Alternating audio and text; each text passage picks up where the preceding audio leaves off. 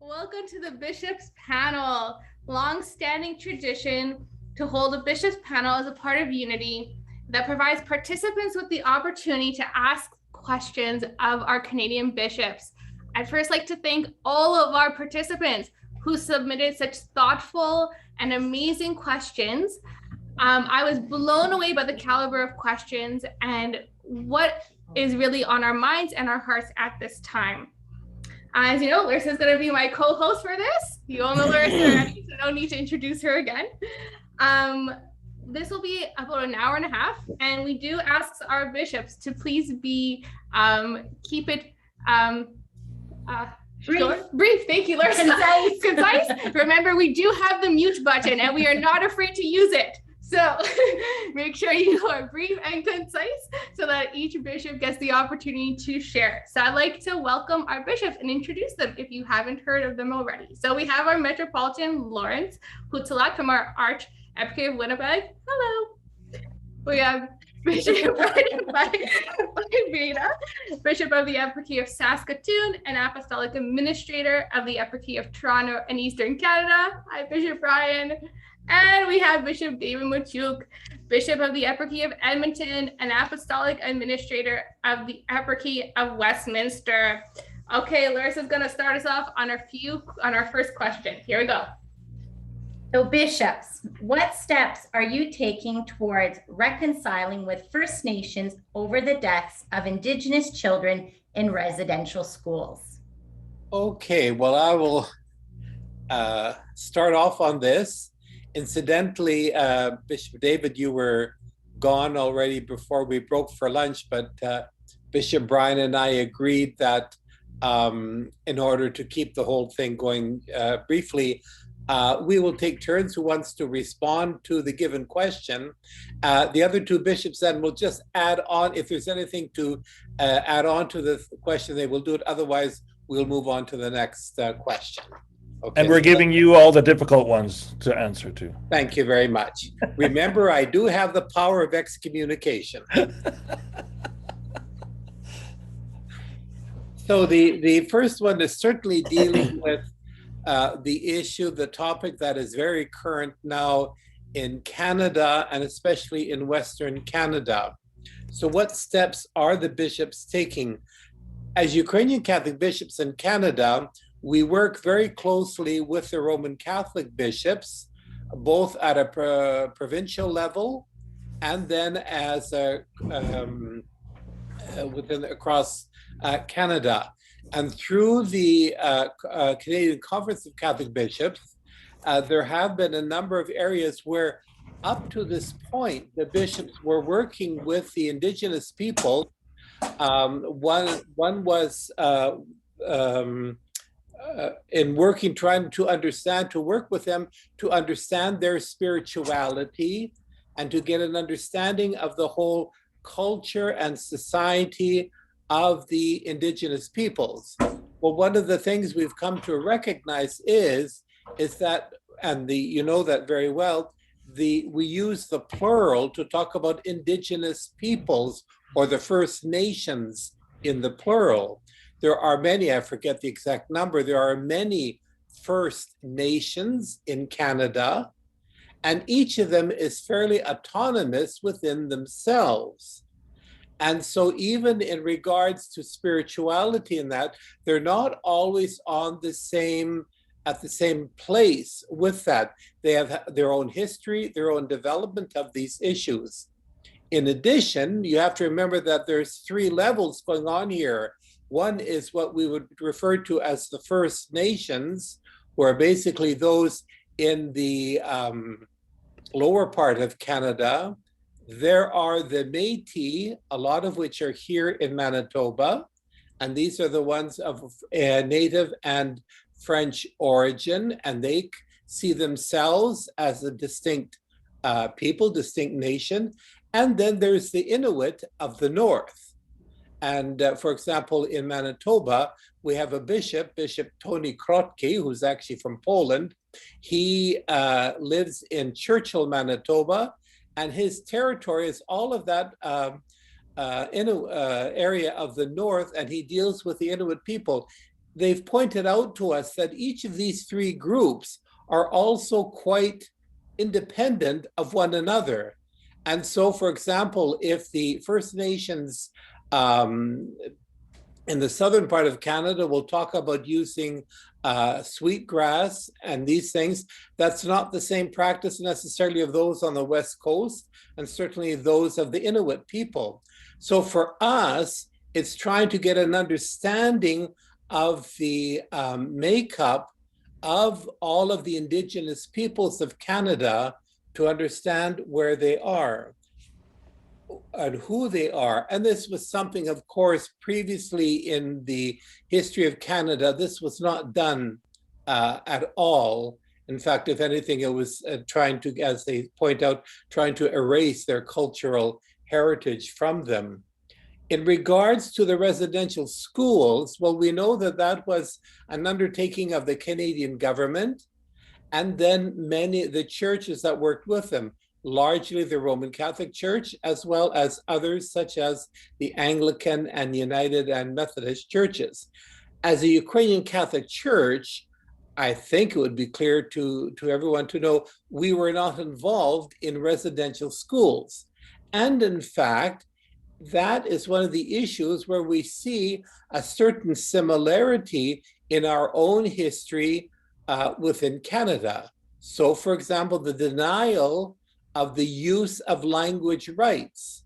Now, throughout many of the provinces in Canada, and education is a provincial matter, you've got different forms of bilingual programs. That's certainly the case in Alberta. I think in Ontario, in Manitoba, we have that. But previous to that, many years ago, it was forbidden to speak Ukrainian in schools, and you could be punished for that. You had to speak English. So we can understand this, the issue that they too were not being allowed to use their own Indigenous languages. Other issues too, the issue of hunger. Well, we know very well our history, especially in Ukraine, of the Holodomor, the notion of not having enough food to eat, the notion of the land taken over. We see this in Ukraine, of the occupation of the Crimea and the portions of eastern Ukraine, most recently, but farther back in our history, the notion of being taken over by another foreign power. Now, they're not exactly identical situations to the history of Canada and that of Ukraine, but we can understand this concept and this concern that is going on there. And so it's interesting to note that in, I think it was November or December of 2019, at the 23rd Congress of CUC, the Ukrainian Canadian Committee that took place in Ottawa, one of the speakers was the then national chief of the First Nations, Harry Bellegarde, and he spoke for about a half hour about the relationship that he knew, he as an Indigenous person coming from Saskatchewan, and his relationship with the Ukrainian community with which he grew up with as neighbors in the area of southern Saskatchewan. And this is available on the YouTube. I don't have the coordinates of that, but if you look up the, I'm sure it's the 26th Congress of the Ukrainian Canadian Committee. It's a very interesting discussion. Now, he himself knew certain words and phrases in Ukrainian. He talks about singing Bo Predvichny. I mean, he picked up these things through his living with Ukrainians in that area. And it displays a very good harmony of the Ukrainian peoples and the First Nations people in the area that he grew up with in Saskatchewan. And I think that's a good model for us to keep in mind. But even as much as we were not involved in residential schools and other areas like that, we just didn't have the power, or we were not in any position of a power authority. We do have to admit that the Ukrainian people, as people who live in this land of Canada, oftentimes we can find racist attitudes of our Ukrainian people towards the First Nations. And by that, I mean how they will speak about the Native people in one way or the other. And this is in common, casual conversation over a cup of coffee or someplace like that. And you'll hear very negative comments coming out. So although, again, our relationship to the residential schools is not there, but certainly our understanding or our lack of understanding of the dignity of the First Nations people, certainly a group of people who were marginalized. And again, we as Ukrainians know of that treatment of being marginalized and being denied so many of our rights. We should be able to appreciate that and understand that with them. But I think oftentimes we have not. What is going to be happening, the direction within the Roman Catholic Church is, and some of the bishops have announced this in provinces such as Saskatchewan and in British Columbia, that they will be once again undertaking a collection, financial collection of monies to be used to help the First Nations people in various ways, such as in education programs or spiritual help or various ways like this. And so this is, I think, where the Ukrainian eparchies are going to see each in their own province of what program that they will likely get involved with. And Bishop Brian can speak to this for the province of Saskatchewan. In Manitoba, we're still working on that here, but we undoubtedly will be undertaking a collection. But in order to do that, I have to very well prepare the people to understand what the issue is and where these funds would be going to, what areas would they be given, so that the people can understand that. So I think this is the direction in which we are going in this area. Perhaps Bishop Brian, you might want to comment on Saskatchewan. Yes, there was a collection. To better understand the response that the Catholic Church has had with this issue, you have to read what's referred to as the TRC, the Truth and Reconciliation Commission, and there are calls to action within there, and the Church has been working on several of them that is pertinent to the Church, and for years now. So that is the context which I think would help you understand better what the story is about.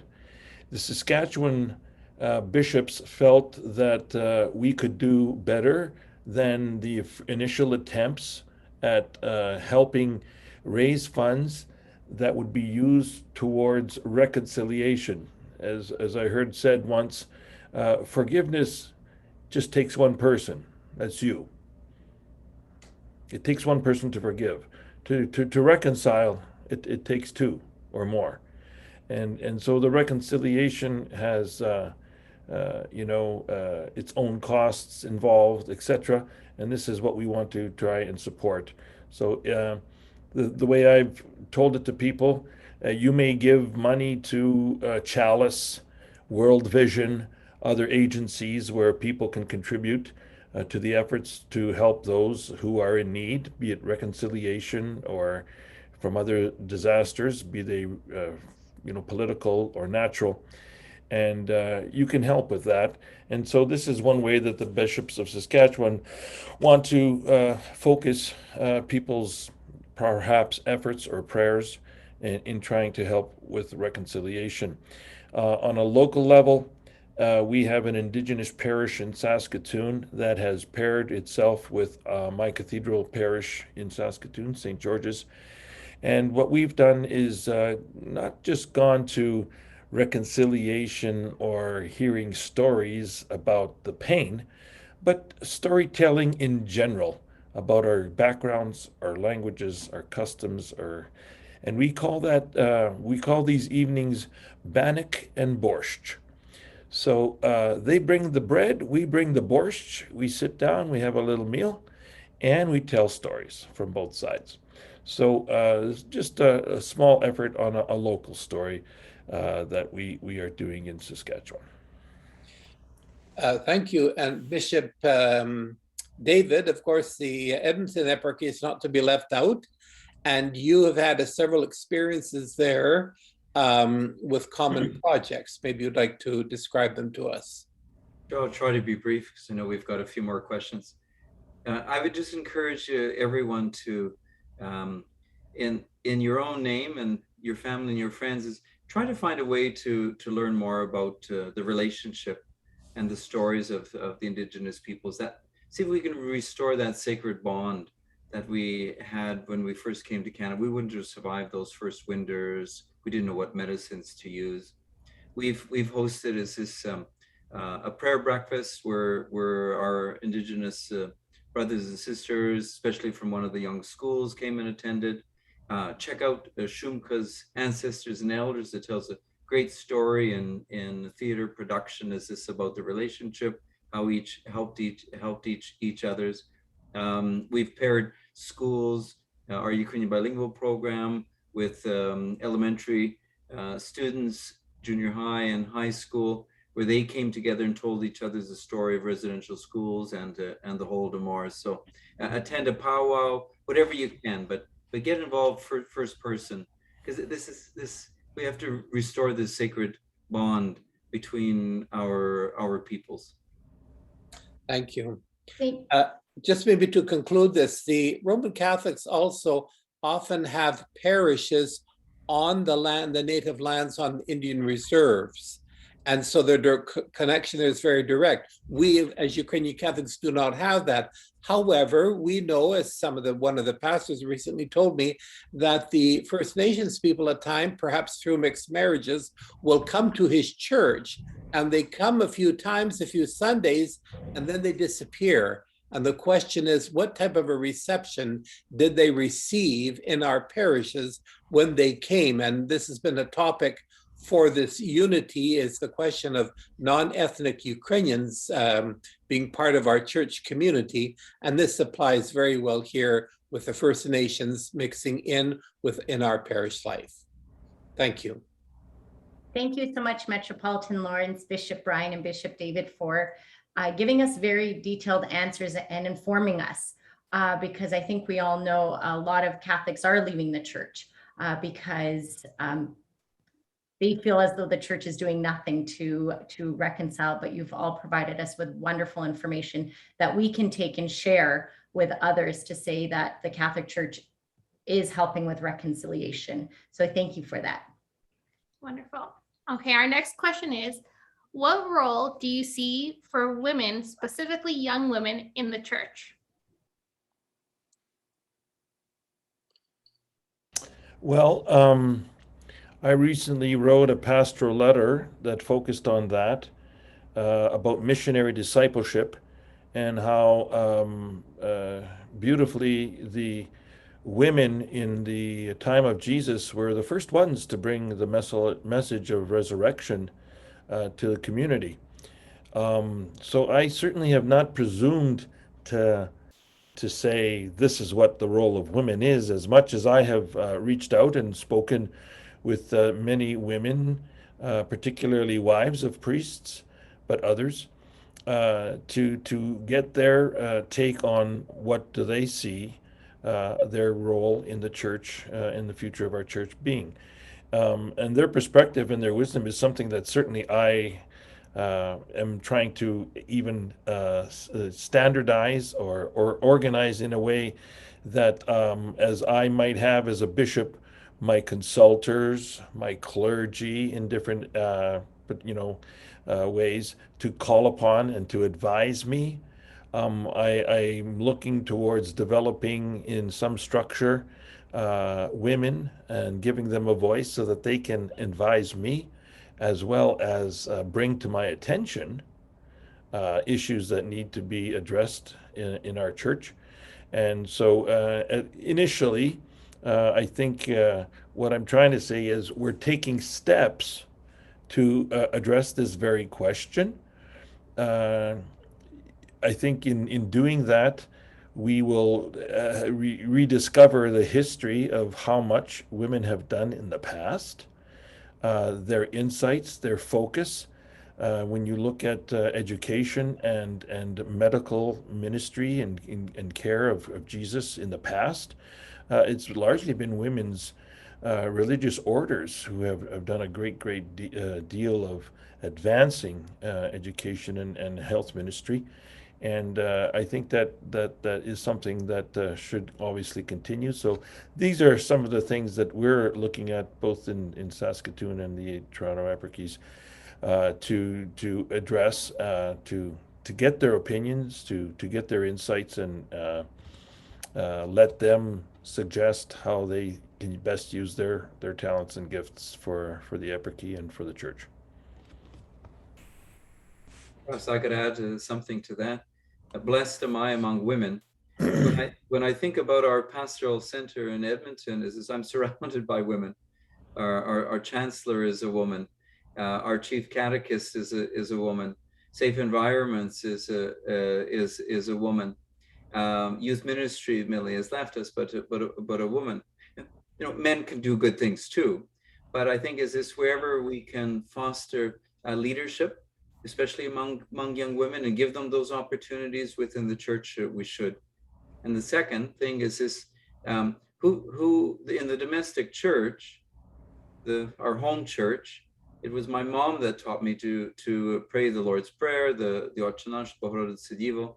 So women and young families in particular have a huge role in passing on the faith to their children and then to their grandchildren. So leadership and catechesis, I think, these are two areas where young women can be especially helpful in. I just had one question about the question, and that is it says young women in the church. Now, is that compared to older women in the church? And why I say that is that the Ukrainian Catholic Women's League is certainly the most active and strongest organization in our church in Canada, but so often they are concerned that their membership is older, that they're not able to attract or have the younger women join their organization. And this applies to other organizations too. So there is this difficulty between, so many times the people involved in our church are the retired ones, they are the older ones, and then the question of where are the younger ones, they're not there. Do we need to recreate these organizations, or do we have to create totally new forms of organizations or ministry for younger people? That is certainly a question that is out there. Thank you, Metropolitan. I think what's fascinating is this event in itself. What makes it fascinating is the fact that so many young people want to talk about their faith and want to come together. And Lourdes and I are currently taking a certificate in youth ministry. And what we have learned from it is that there's a lot of programming for youth and there's a lot of programming for adults, but not young adults. And so we are that missing piece in the middle. And, you know, we're all fired up after we finish our youth group time. But after that, there's no place for us really to go as women. I say as for gentlemen, you know, you can be a sacristan or you have altar boys. There's places in the church for you. But for women, we kind of there's not really a place in a way. So I totally agree that that is something that we're continuing to work on, and hopefully this event is a testament to that as well. I think Larissa wants to add on. Just a shout out, the majority of committee members are female. So this event is brought to you by the lovely women of the National Church. I know I saw a question pop up from Father Peter Galadza in regards to the revival of female deaconesses. I know the Orthodox Church is in the early stages of reviving that tradition. And we know we have a historical document in the Bible, I think, Deaconess Phoebe. Is that an option for our church for women? At this time, it's not a canonical possibility now, but certainly it needs to be investigated thoroughly into that. So Father Peter Galadza would know that the collection of ancient church liturgical documents collected by the Reverend Gore has in fact the text of the ordination in Greek of the deaconess as well as the deacon. The text is there. We don't know how well it was used, but the text exists. I would say, we need to follow Pope Francis's lead, and Pope Benedict spoke about this himself. Is this in the restoration of the female diaconate? And if you recall, the Holy Father had constituted a special commission to study this. And is this, we still wait for the results and action. But I'd say this is part and parcel of the history and of the ecclesiology is this of our church. So there's no roadblocks in my mind. Is this that one couldn't proceed? So I would say that an individual church could reflect on this and say, is this what possibilities are there? We're restoring the diaconate in the Upper Key of Edmonton, and I've only received one application. It's from a man. We're open to applications. No, you'd really have to. You can't act independently. But I think that a discussion at our synod, I don't see why it couldn't take place. I would also add that it is my perception, at least, and maybe others could verify that. Maybe Peter Galadza, Father Peter, but there is a developing sort of intelligentsia. Maybe that's the wrong way to put it, but I think a lot of the students in post-secondary education, the role that they have as women, they're seeking, as it will, doctorates and postgraduate programs is also a hopeful sign. Well, we might all witness the first ordination of a female deaconess. Wouldn't that be lovely? God willing. So on to our next question. So thank you once again, bishops. A participant of ours lost their friend, Vichne Pamyat, last year. His soul might be in purgatory. What could I do to help his soul get to heaven faster?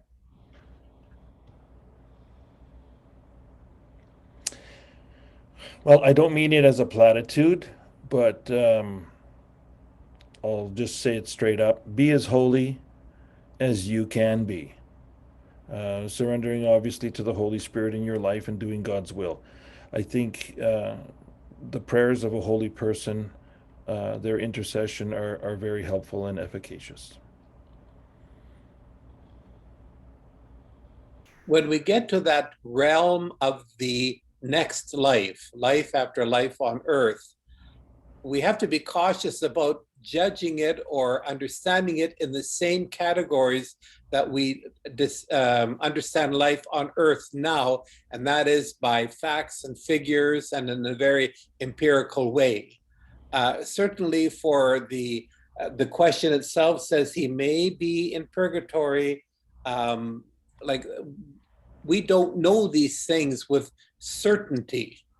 What we can do, what we do know, is that we can always pray for them, to ask the Lord to intercede for them. That is something we should always do. And that tradition is very strong in the Ukrainian church that came out earlier, I think today, of praying for the deceased, praying for the dead, visiting cemeteries, remembering our ancestors. That is a very strong tradition and a praiseworthy one, and that certainly can be considered a response in this case as well. So we live side by side with our Roman Catholic or Latin brothers and sisters. So maybe purgatory is something that kind of thinking, something that we borrowed from them, as opposed to the Christian East. And I was just looking at the Catechism. It only mentions purgatory once, and it's in reference to the Council of Florence in the 15th century, something like that. So to a predominantly Western council. The idea is that when we die, we haven't attained that spiritual maturity. You know, we're created in the image and likeness, and so is this, however holy that we've gotten. You know, don't laugh, because we're all in the process of becoming holy. That's what it means to be a Christian. So we haven't reached that fullness in Christ. So I don't know if we still sing Redeemer's Fire, but that kind of idea is whatever impurities, whatever is lacking within me, that I haven't reached that spiritual maturity, is this that those things are burned away. You know, they're refining me for gold, kind of, so that I can retrieve that. But certainly is this that we pray for the deceased, the paniquedas, the divine liturgies, visiting the cemeteries. Those are the things that we can do.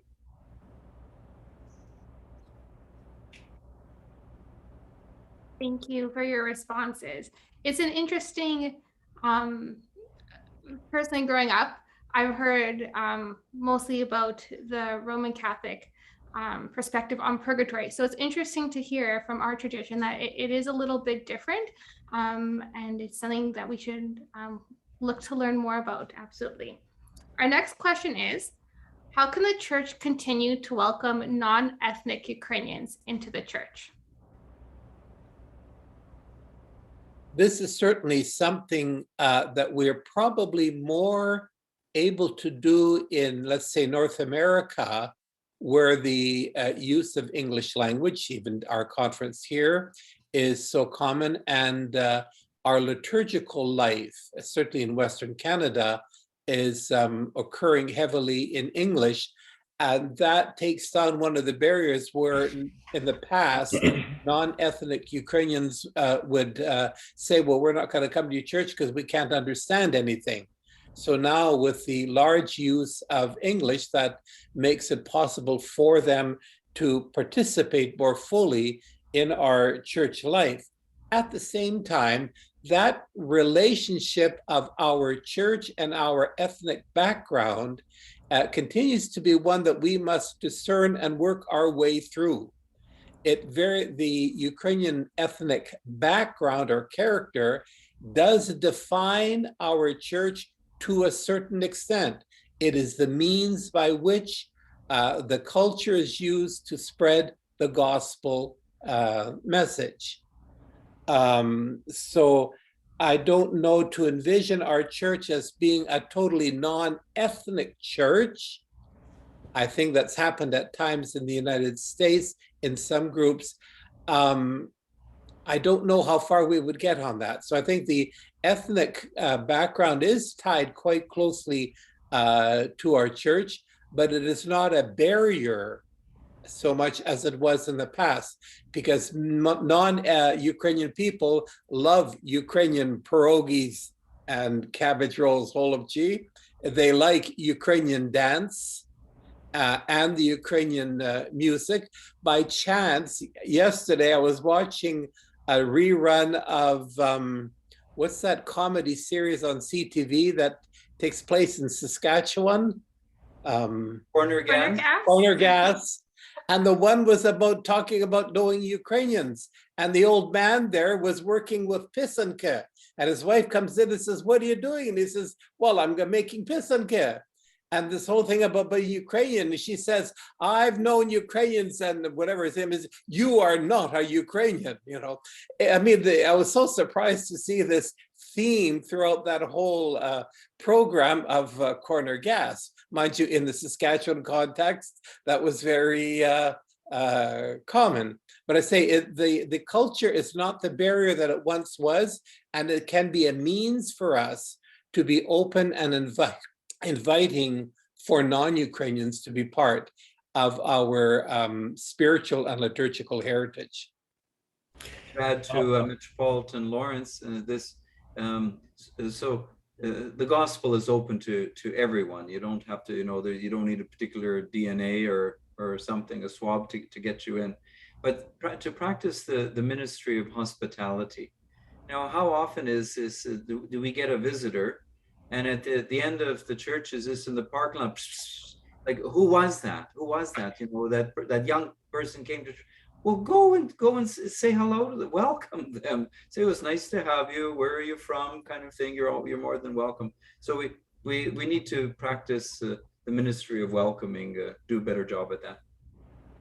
I would highlight an often addressed issue called enculturated evangelization.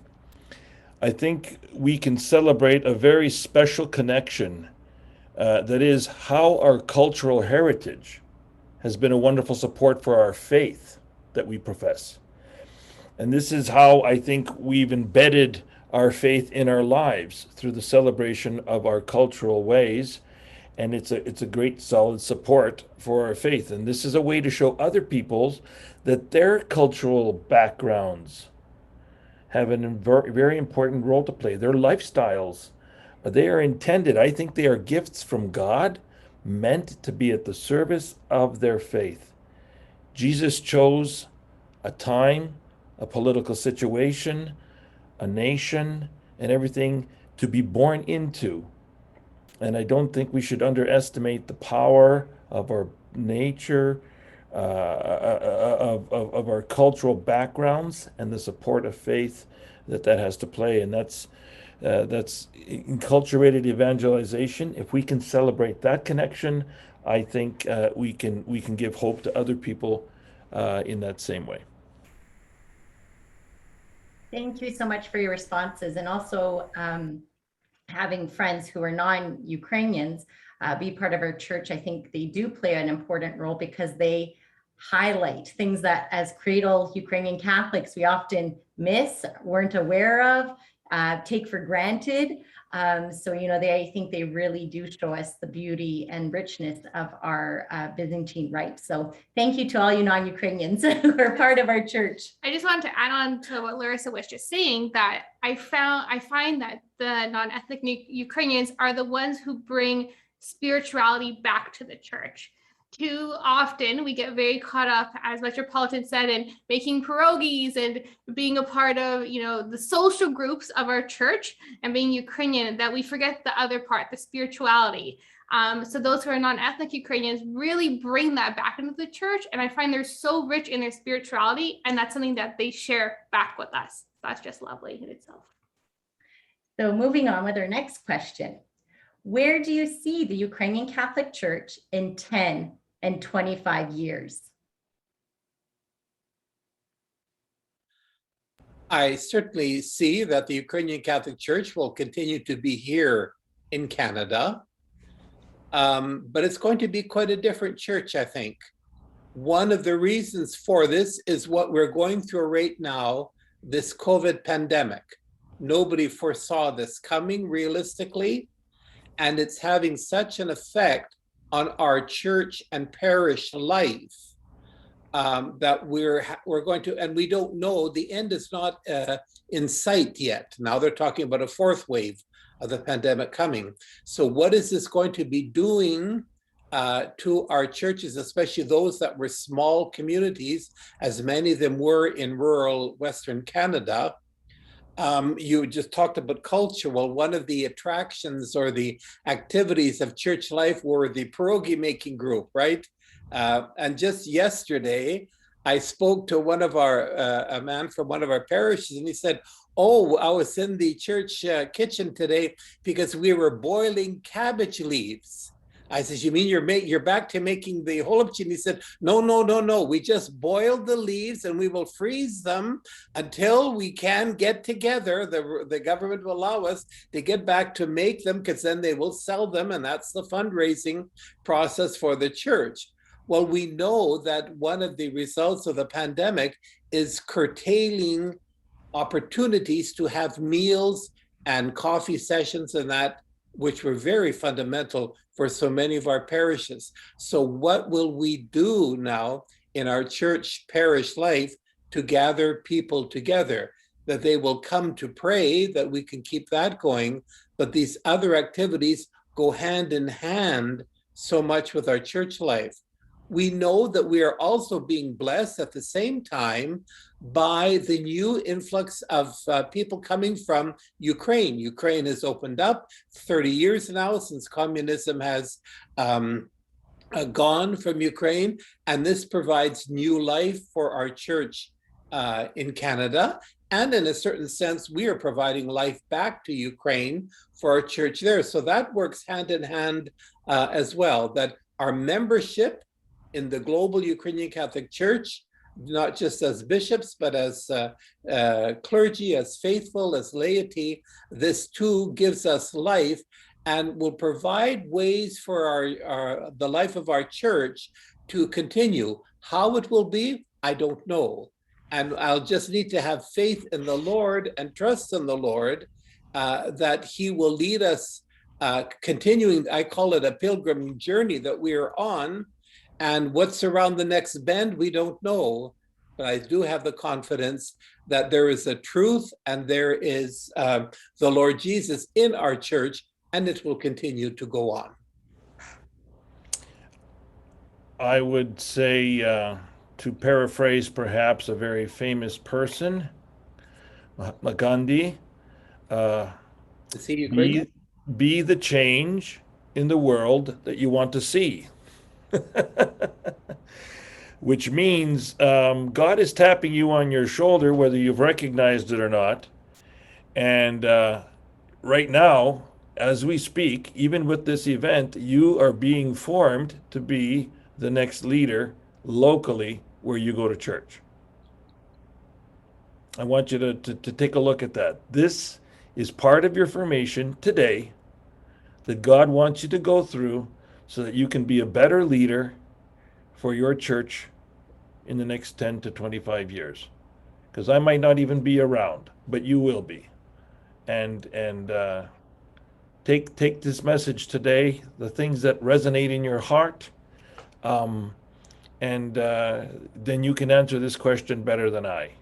I think it's hopeful given the people that we have on this, participating in this event today, and it gives me a lot of hope to know that you have interest and you have concern, and you can't just look at say, well, what's the parish council going to do now, or what are we? No, you're the ones. You're the ones who may have to bring up the idea, maybe pester a few individuals and say, no, we need this, we need this, we need to do this. And, in as Christian a way as possible, be firm and follow the Holy Spirit's prompting in your hearts today. And this will be an excellent question to ask in 10 years or 25 years. Look, I'm the eternal optimist. My glass is not only at least half full, it's 2/3 full. If you look over the shoulders, coincidentally, of the three bishops with Metropolitan, you'll see that the Mother of God is looking over our shoulders.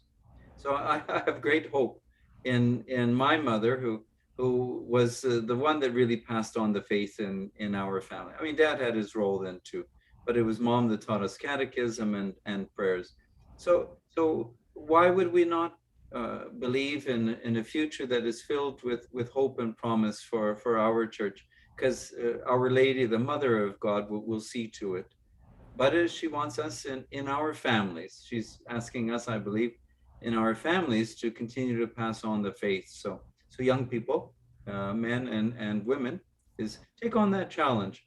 Learn more about your own faith journey, scriptures, but to be present in the church and the community is this, and to give witness to your faith to others, and the Mother of God will bless us.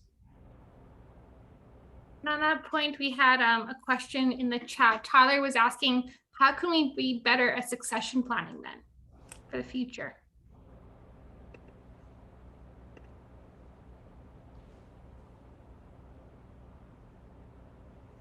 Is that to the bishops so that we have successors? Because some of us are starting to look in the rear view mirror.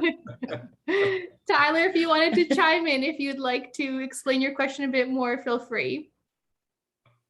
Were you talking about the bishops? I was talking in relation to that question about just be missionary disciples, be leaders in parish, because sometimes love the parish life. We got great people. Sometimes we want to see our parishes be vibrant, as you know, the whole Vision 2020. But sometimes feels like we're almost in survival mode, because sometimes we have to do everything the way the parish council has done, or just the way a certain priest has done. And there's so much vibrancy amongst youth. Not to say it has to be ageist or anything like that, but just to allow the youthful ideas so that we be encouraged to actually help carry the parish life forward humbly, but not proudly, so that we have a parish to go to years down the road. Tyler, bang on. I think it's this that maybe that's just part of our human nature, but those that are in leadership have to always be fostering new leadership, and to ensure that there are those that we've prepared and allowed to take our places. Is this when the time comes? But that time is now. If we're our lay organizations sometimes have difficulty in attracting young people, but some of it it's meant to be a polite observation and not a criticism, but they will continue as is to not invite young people to take up leadership positions, and that's a huge challenge, I think. As I said, so we always want to invite young ideas. We've got this. I don't know if any of you attended Ben Windsor's seminar on communications. So he's a young fellow. I don't know if he's early 20s. But when we sit around the table at the Pastoral Center in Edmonton, and what a different outlook on the church this young, not just himself, because we've got Alicia Chichak, Victoria, Kostanyuk, others into, it's awe-inspiring. What a different way of looking at it's the same gospel, but what a different way of presenting it, and we need each other. So we have to foster. We have to work hard at fostering young leadership as this in our midst, and not be afraid to allow them to lead.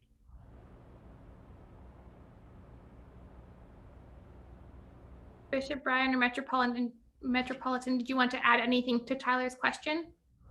Maybe to the point that we don't know what format parish life will be in the future. We can be caught up in the current structure, saying we got to keep on the same. We need a parish council with the whatever positions there are, and that somebody has to be the president, and it all has to work that way. The reality of church life, and again, with the pandemic and every other thing that are going on, live streaming, for example, look how that's affected liturgical life. We have to be open to the fact that the structures of our parishes and church life may go through a major change, and we have to be prepared to go with that. So again, that's where we have to be open to the movement of the Spirit guiding us along in this journey as to what direction and how it will appear down the road in the future. Thank you, Metropolitan. You alluded a bit about COVID and how it's affected the church. In your opinions, do you see COVID as a gift to the world and the church? If yes, how? If not, why not? And how has COVID changed the church? If it was a gift, I wonder who asked for that gift. I mean, what we can learn, the COVID is not a good thing. It shows the weakness of creation, in that sense that not, creation will not last forever. Only God lasts forever, and we will last with God in eternity. However, we can always learn from difficult situations, and that's exactly what is happening through COVID, that we are learning new approaches in our faith life, our church life, our community life. I just referred to live streaming. Before COVID started, very few of our churches, for example, were live streaming, and now we've got quite a few of them. Now that's a bit of a problem because people are staying at home, watching the Sunday liturgy in their pajamas with a cup of coffee in their hand or something like that. Well, we got to work on that. But there are many things that we can learn from COVID and not just sit back and say, oh, woe are we, you know, this is terrible, the world is going to end. No, it's a rough situation, but we've been through other rough situations. We can make the best of it and move forward. In a similar way, I think I see it as an opportunity. Like every adversity that people face, you know, it's an opportunity to consider how much we really rely on God for everything. And to an extent that this adversity brings us closer to the awareness of God's presence and love, and how much we rely on God for everything. You know, it's an opportunity to welcome the Holy Spirit, the gifts of the Holy Spirit as well, to be available to them, to take advantage of these gifts that are given to us through the adversity, and become better people, become more Christian in the way we live our lives. If you notice, COVID wasn't picky to men over women, or older over young, or rich over poor. All of us were affected and susceptible to the virus. But notice how the human family, God's family, was able to work together to discover this vaccines. So the lesson for me is when we put our minds together, when we put our differences, set them aside, when it comes to tackling poverty, to caring for God's creation, for Mother Earth, for whatever diseases, is this when we all work together, we can do incredible things. But I hope that lesson isn't lost, is this, and that, you know, the pursuit of that almighty dollar as the economy heats up again, is this, we simply forget. The other word I would throw in here is relativism. Relativism, in short, refers to how people narcissistically say, it's my life, I can do what I want, I'll live how I want, bugger off, I'm not telling you how to live your life, don't tell me how to live my life. And there's that, you know, a very uncomfortable separation. And are you talking directly to me, Bishop Brian? You know, there's others present here, right? Well, and the fact is, I think COVID has dispelled that myth. You know, how we live our lives does impact everybody else. I mean, try and define the word individual without saying community. Try and define community. You can't define community without saying or talking about an individual. They depend on each other, and so relativism, you know, this way of thinking, and in some ways bearing very negative fruit in the world, is I think in this context really been shown the door. When you look at Old Testament history, so often you date things as happening before the fall, the flood, or after the flood, right? And now I'm sure we're going to be doing the same thing now, before the pandemic or after the pandemic. It's going to be a mark in our history. Absolutely. I know we say pre-COVID and post-COVID, and even now the children who are being born in this time are, you know, how you're a Zoomer, you're a Boomer and all that. I think they're called COVIDites or something like that. So they got their own their own title. So thank you so much for those answers. During this time of the pandemic, a lot of us have reconnected with nature by going for more walks, going for hikes, because that for a point in time, that's all we could do. How is the church, what role do you see the church playing when it comes to in the environmental movement? I think environmental awareness is definitely scriptural and perhaps not only a spiritual matter that is as important, but perhaps even more important than a scientific one when we look at it this way. Having a proper relationship with God, this is clearly at the center of everything. And so to the extent that we need to adjust our relationship with God as stewards of all that he's created, I think the church plays a very important and crucial role in having a good relationship with God and then the creation that has been given to us going forward as stewards. And that's why I would like everybody to donate enough money so that all the bishops can drive Teslas and electric cars. Oh, sorry, was that my outside voice?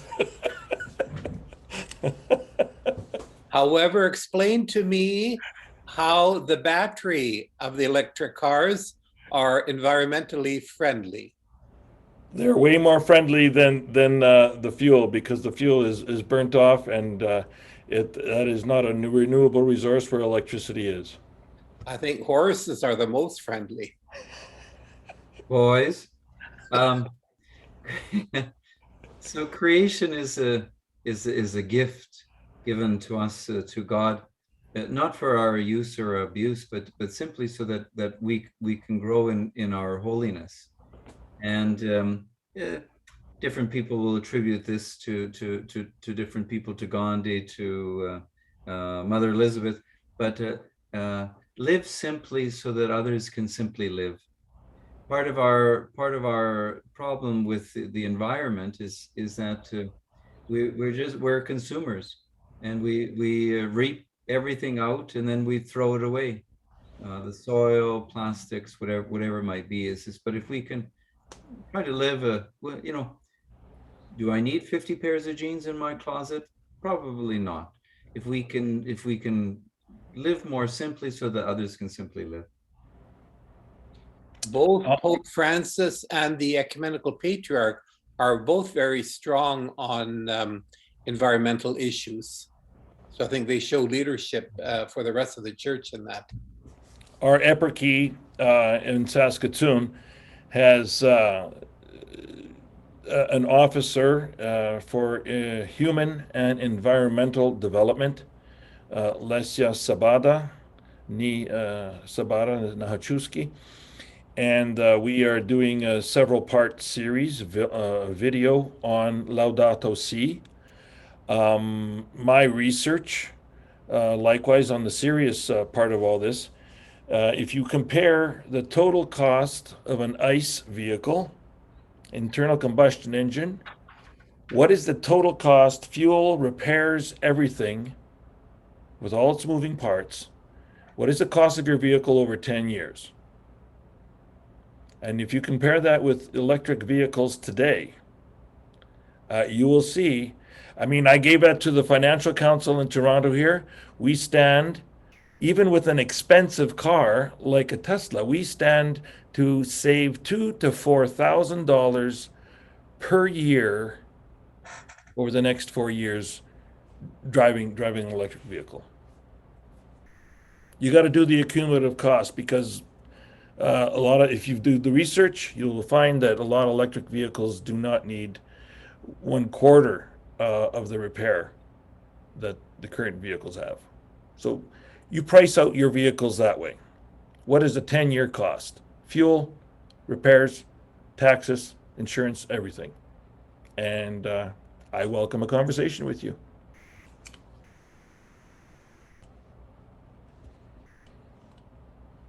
Thank you so much, bishops. Also, Bishop Brian, when my father gets his Tesla, he asked if you could bless it for him. He's saying you're his man. So we have a Don't show- question from, Don't short circuit, the holy water on the electron. exactly, thank you, Metropolitan. You have That, to remember that. And once again, we wouldn't have that problem if we all would go back to horse and buggy like Metropolitan wants to. So Isaac has a question. Is stewardship of the earth more so a matter of individual prudence or a collective effort through economic policies? It's certainly going to be both. Governments are going to be deciding issues of stewardship, and we'll see, what kind of laws, effective regulations that they're going to come out with. But each of us on an individual basis can do it. I'm sure, for example, we have here now there's a garbage bin and the recycling bin. Like how many people are making the distinction between what's going into the landfill and what can be recycled. Now plastic bags, at least in Manitoba, you can't get plastic bags anymore in the store, so you've got to bring your own. So when I go grocery shopping, I have to take a couple of these cloth bags with me to pick up my groceries. So there's a lot of areas that people can individually be responsible in the question of stewardship of the environment, as well as then on a larger level of the community, municipality, province, and the national level of government. In the last year and a half, almost 2 years, I've gone to refillable containers for beverages. And I can tell you that I've probably reduced from about 6 or 7 garbage bags of beverage containers a year to less than one, less than half. I buy the odd one, but I just usually fill this stuff before I hit the road, and I do a lot of driving. And that's just one thing. If I do buy a bottle of, Fresca or something like that, my other little rule is I have to refill that bottle 25 times before I throw it away. I got to reuse it. That's just a little thingy.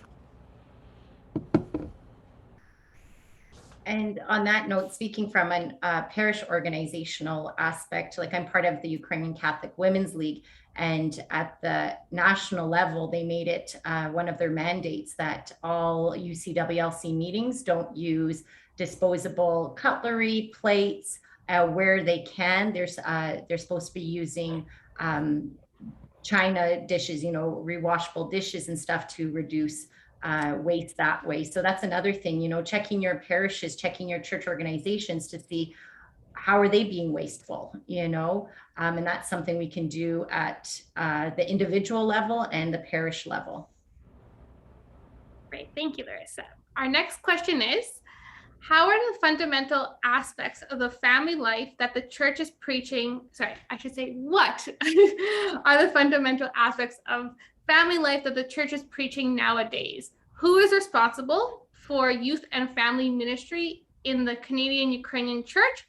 What Ukrainian youth organizations are there in Canada? So multifaceted question here.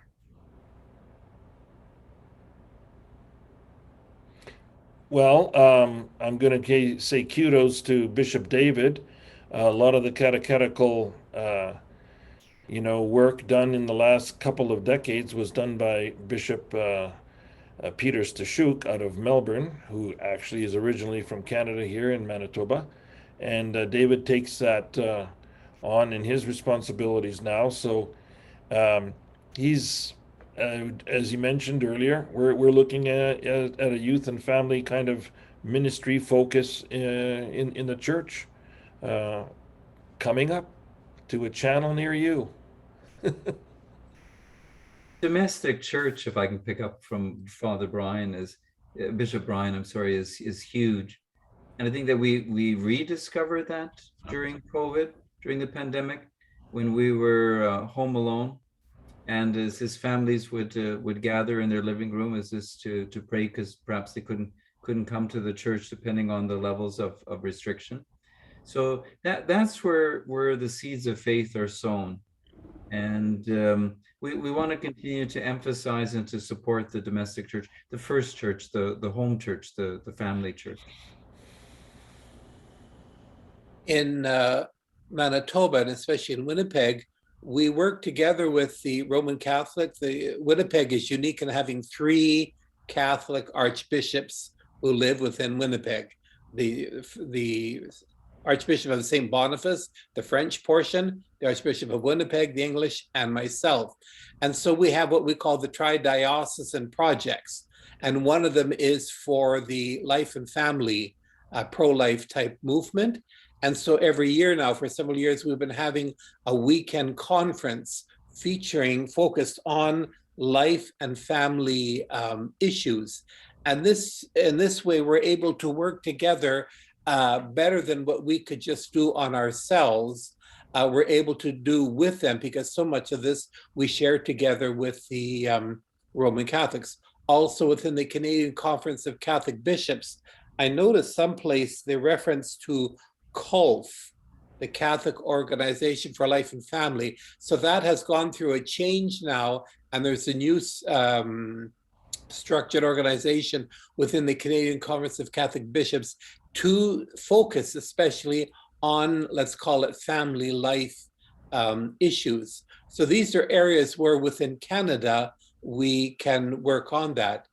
On the level of the Ukrainian Catholic Church, especially out of Ukraine, I've lost track of, they have many departments. One of them is ecology, and I believe one of them is on the life and family issues, but I just don't recall the name. I don't know if either of the bishops remember that. So there are these ways of trying to work and provide programs or material or whatever in these areas.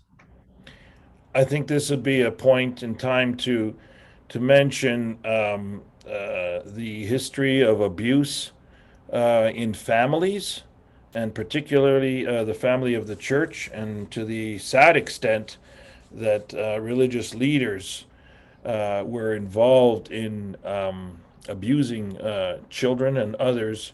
I think abuse is very widespread. If we look at in our homes, there's a lot of abuse, and I think the Eastern and Western traditions certainly can come together. We have a lot of synergy there. We are learning from best practices about how to mitigate these circumstances in the way we do our catechesis and the way we interact with people that are vulnerable, be they young or be they elderly and old. And there's a lot of synergy with Eastern Western churches here. In fact, we've met already once before, and we will be hopefully meeting again as the Ukrainian Greek Catholic Church, the UCMC, the Metropolia of Canada, in Winnipeg, hopefully in October, to take a look at the best practices that we have in our respective eparchies about common, practices, common training, common record keeping, all of those aspects, all at the aimed at mitigating situations to hopefully make our churches a safer place to be. And I think the lessons we're going to learn in our Catholic Church and put into practice are going to go forward and make our homes safer in the future. Thank you so much, Bishop Brian and Bishop Data and Metropolitan Lawrence for answering. So, wow. Our next question. In regards to the historical division amongst various sects of the Eastern and Western traditions, do you think that there is still a solid foundation which all who claim to be Catholic can agree upon, particularly that of the teachings of Jesus, the 2 greatest commandments and the Beatitudes? I'm wondering, is the question aimed at where all Catholics can agree, or do they mean do all Christians to agree? I mean, as Catholics, certainly there is the agreement on the teachings of Jesus. And I'm not quite sure what the direction of the question is. There certainly is approaches that are different, certainly between East and West. And even within the East, we're talking about the Byzantine tradition, but there are the other traditions, the Armenians, for example, or the Coptic Church, and that they will have different nuances or understandings to some of these issues. So, whereas within the Christian world, that's where you're going to get a lot of distinction. And this is where Deacon Andrew went into that, was that yesterday's talk or this morning's talk, Yep. on the breakdown between the differences within the various Christian traditions.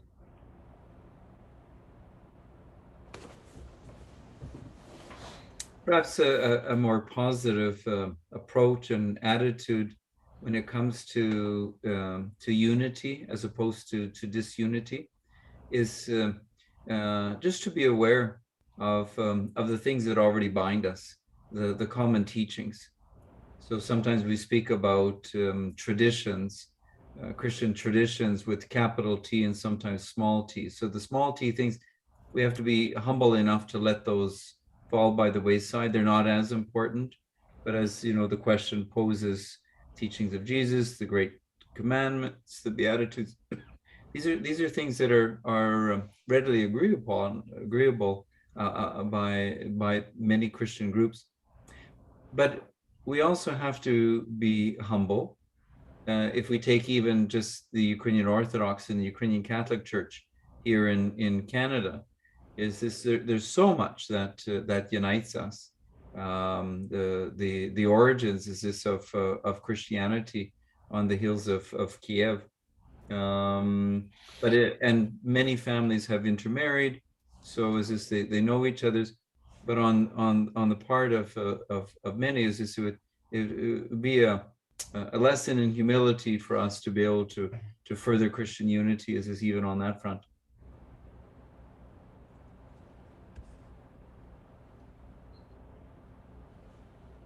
Bishop Brian, did you want to add anything? I don't have to say too much more about that. I'm just going to pass. Metropolitan, did you want to add anything as well? No, let's move on. We're moving on.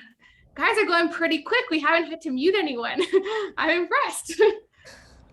I'm impressed. Okay. We heard you. We heard you. I know. Brief, you said, be brief. Teacher, that's why. Okay, next question is, with all the craziness of being a bishop, how do you practice stillness in this chaos? Did you skip the one, number 11? Are Ukrainian pilgrimages organized in Canada? Did you want to omit that? We did, but we can go back if you'd like, Metropolitan. That's fine. Well, when I saw the question, I said, You're keeping me on task. what do they want here? Do they mean pilgrimages of Ukrainian Catholics in Canada, within Canada, or is this pilgrimages to Ukraine and to the Holy Land, for example? If you know of some, let's go with both. Well, I just don't think there are any because of COVID. Yeah. Well, maybe this is where I'll put a shameless plug for a beautiful book on Our Lady of Guadalupe that has recently been translated into Ukrainian, and I think we might have a couple of copies for prizes. There is a great familiarity, I think, between the appearances of Our Lady and the message that she had using enculturated evangelization in Mexico in the 16th century. And I think that book beautifully parallels them with our Ukrainian history.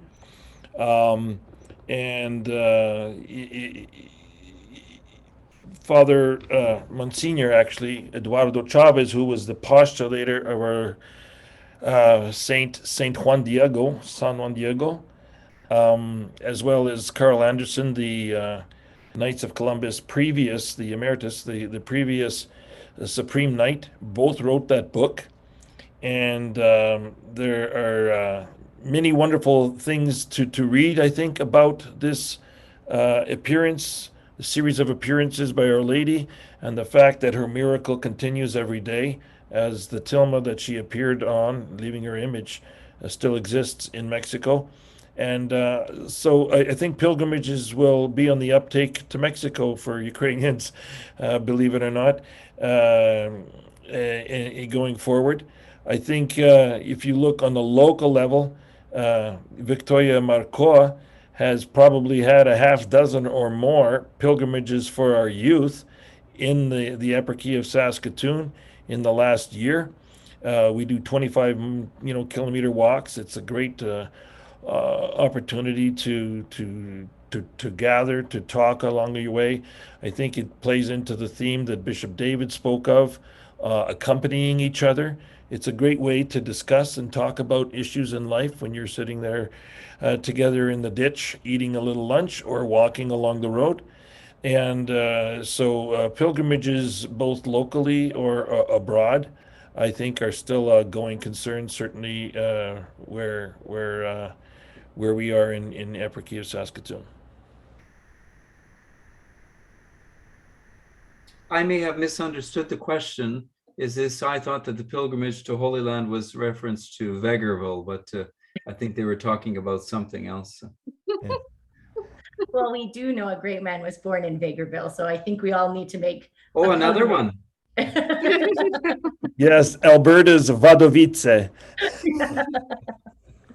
Is there a one-stop place people can go to see where pilgrimages are? Like, does the National Church have a website or somewhere where all the pilgrimages that are being planned can be posted so people are interested? So we have in the chat that Father Bogdan Festoon from the parish of St. Demetrius here in the Eparchy of Toronto in Eastern Canada is planning a pilgrimage to Ukraine next year. And then Father Andriy Figo from Holy Protection here in Guelph in our Eparchy is planning a pilgrimage to Israel in the Holy Land as well. Oh, and Father Bogdan's doing it in 2023, pardon me.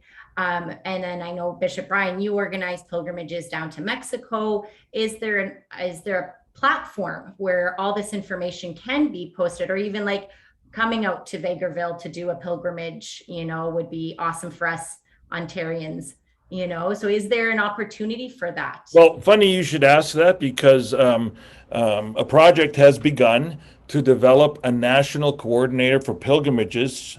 The person that I'm choosing to propose for that position doesn't know it yet, but she's currently taking some education about how to be a youth leader, and I think that she will fill that position very, very well. Her name is Larissa. Be the change that you want to see. Be the change that you want to see in the world. We have one volunteer. I literally zoned out because I was reading the comment from Sister Nadia, and I literally said to Nadia, "Who's he talking about?" And I heard my name. Note to self, never zone out around Bishop Brian. So on that note, Sister Nadia has mentioned about pilgrimages to different provinces, different eparchies. Exploring different churches is a wonderful way to host national pilgrimages.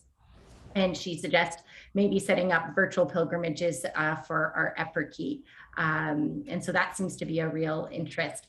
Metropolitan Loris, did you want to add something in regards to pilgrimages? Because I know you guys in the Archeparchy of Winnipeg do a pilgrimage every summer. Well, next weekend, it'll be the pilgrimage to Cooks Creek, and Alex Ponque spoke about that yesterday in that little brief introduction about the Winnipeg Archeparchy. So he leads a walking portion of that pilgrimage by foot out there. So Cooks Creek is about a half-hour drive northeast of Winnipeg in the prairie fields, you can say, in the countryside. So but it's a huge church built by the late Father Roux, very much in the style of Edmonton's cathedral, but larger.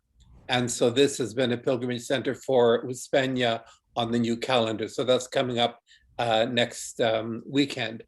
I should also point out that in Ukraine, for the last several years, although I haven't seen it lately, they have had an organization working with the church, kind of a tourist, but I think pilgrim group. They issued several big maps of Ukraine, of all of the pilgrim churches or sites.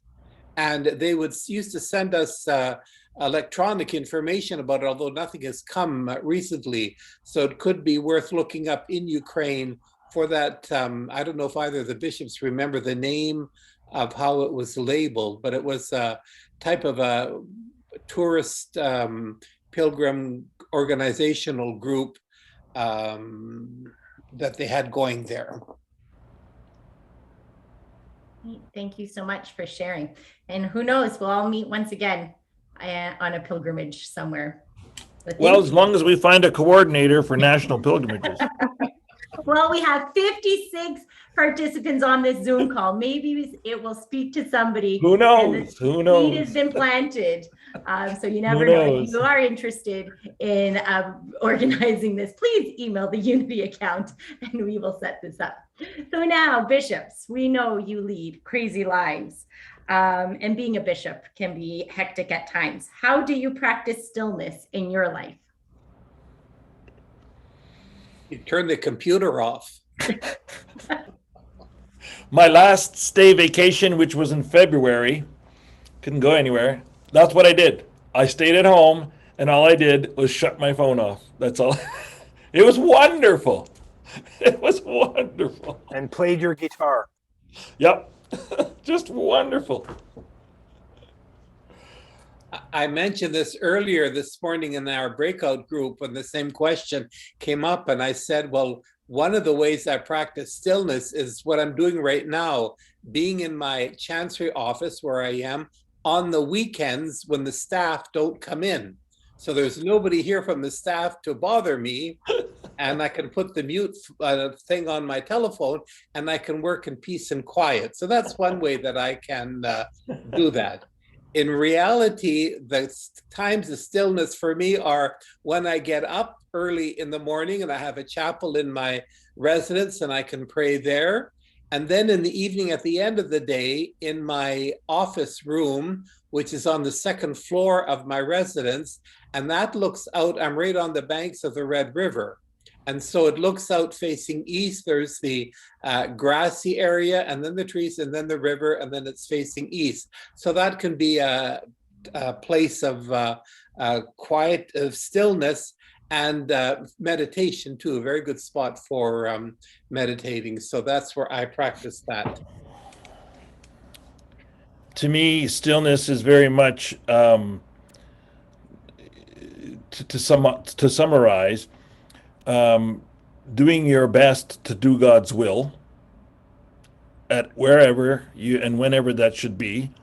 I think there's a stillness in knowing, or at least having some conscience that I think I'm doing God's will to the best of my knowledge after some discernment with people or others. And so it's a kind of a thing that you can take with you. And I think for me personally, the Chotke, praying those in the morning or evening, are examples for me of stillness. And especially if I pull it out off of my arm and start praying it during a meeting with the parish council or my clergy or my consultors, then you know I'm reaching for the stillness that I need so badly. Remember, Prayer. some of you perhaps is this when we were kids and you got this blow up clown that had sand at the bottom and you would punch it and it would kind of bounce down and then it would come up, it would resettle itself into. I'm not saying that bishops are punching bags, but what I wanted to say from that is every once in a while, you know, in your prayer life? Is this your work life? There's only so many hours in the day, and you can easily get overwhelmed. Is this by the things that we want to do, or we want to try and do, is when we journey with each others and with our young people in particular, or whatever. But every once in a while, you know, the winds buffet, and we get blown off course. Like right now with our first our brothers and sisters in the Indigenous communities, there may be something in a particular parish that comes up.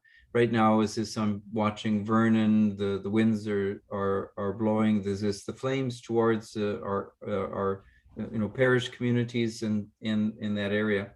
But I find, you know, that clown eventually kind of settles down and stands upright.